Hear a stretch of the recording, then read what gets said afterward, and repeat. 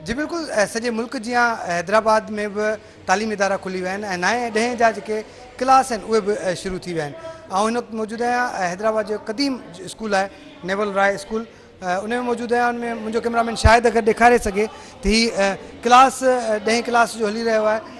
ज़ाहिर आहे पहिरियों ॾींहुं आहे, शागिर्दनि जी रश तमामु घटि आहे ऐं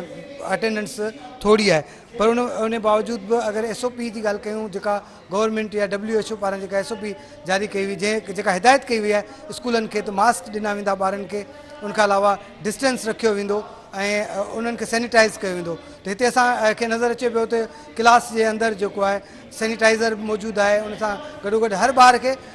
मास्क पातल आहे। गॾोगॾु जेके हिननि जा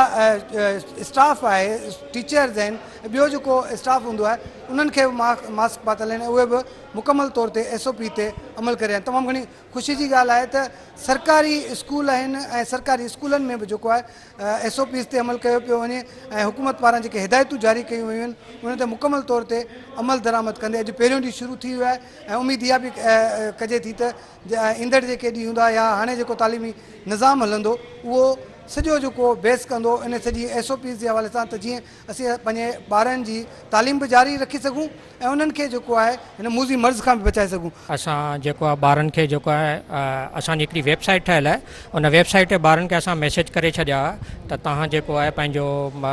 मास्क वग़ैरह ऐं SOPs जेको गवर्नमेंट असांखे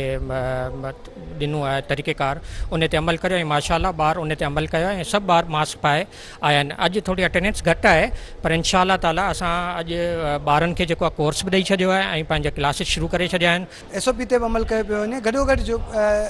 हुकूमत पारां जेको कोरोना टेस्ट जे हवाले सां ॻाल्हि कई वई आहे त हिन स्कूल में बि सुभाणे खां जेको आहे कोरोना जा टेस्ट थींदा ऐं न सिर्फ़ु शागिर्दनि जा टेस्ट कया वेंदा, पर जेको स्टाफ आहे हिते टीचर्स आहिनि उन सभिनी खे टेस्ट कयो वेंदो। जी।